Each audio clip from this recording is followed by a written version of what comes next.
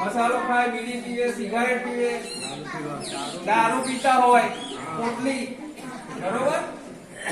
તો ખાસ આપણે પપ્પાને કહેવાનું, પપ્પા વ્યસન નહીં સારું. શું કહેવાનું? મમ્મી બીમાર ખાતી હોય તો મમ્મીને કહેવાનું, મમ્મી બીમાર નહીં સારી.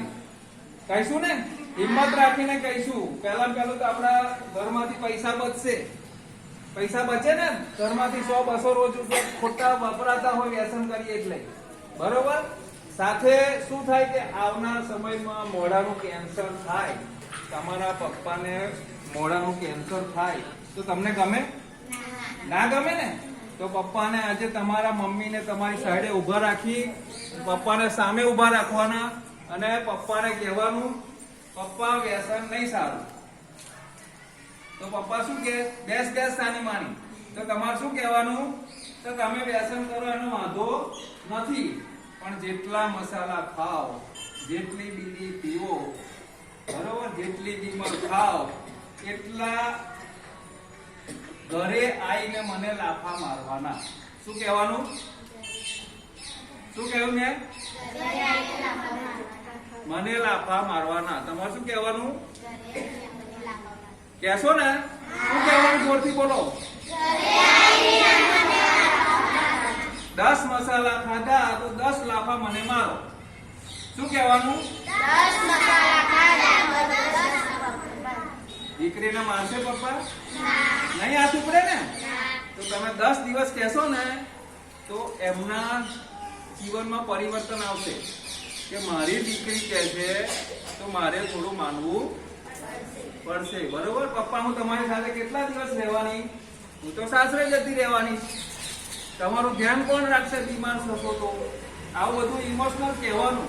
કહેશો ને બધા? બરોબર? તો આજે મને જે કહે ને એને વિડીયો બનાવવાનો. કોણ બનાવશે વિડીયો? એવું કહેતા પપ્પાને કહેતા વિડીયો બનાવવાનો, મમ્મીને કહી દેવાનું, પહેલા કે સાઈડ પર ઉભો રહ્યો વિડીયો બનાવી દેવાનો. અને વિડીયો બનાવશો તો આપણે અર્જુનસિંહ, સંક્રામભાઈને બધાને કહીશું કે જો આ ઘરમાં આદર્શ દીકરી છે એની કેર લો.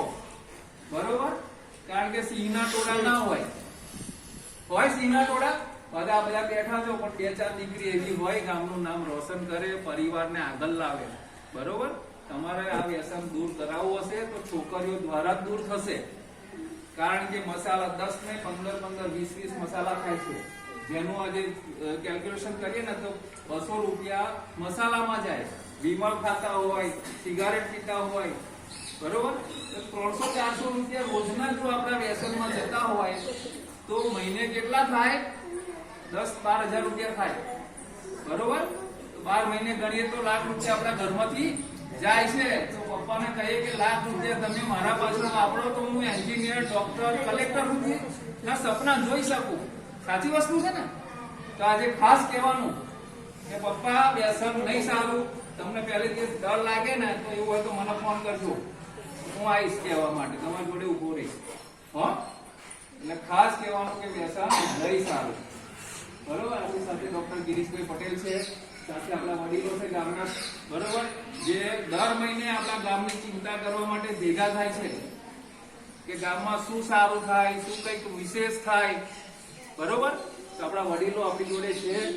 આ કહેવાય ને એક વડલો કહેવાય. આ વડલો એક આપણે ગુમાઈ ચૂક્યા. અહીંયા બેસતા હતા દાદા. બરોબર? એ વડલાની છાયા બહુ મોટી વસ્તુ છે કે આવનાર સમયમાં મળશે નહીં. બરોબર? તો ખાસ મારું તમને એક કહેવાય ને એક રિક્વેસ્ટ છે કે ખાસ આપણે આપણા પરિવારને આગળ લાવવા માટે મહિને 10,000 રૂપિયા ખોટા ગલ્લા ઉપર જતા રહે છે.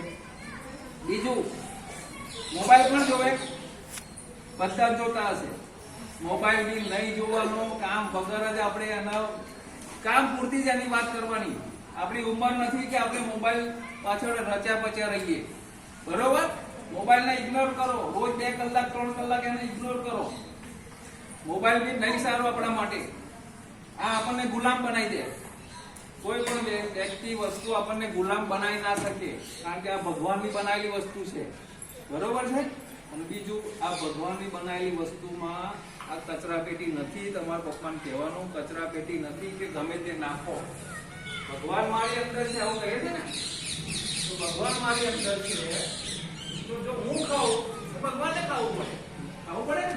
આપણે શિવલિંગ પર શું કરાવીએ? દૂધ છે, ફળ, ફૂલ સિગારેટ આપીએ છીએ. નહીં આપતા ને? એના આપણે જે વસ્તુ એ જ વસ્તુ એ ભગવાન મહાદેવ છે આપણી અંદર છે. તો આપણે કહેવાનું કે ભગવાન તમે આ જે ખાવ છો પીવો છો, ભગવાનને પણ ખાવું પીવું પડે છે.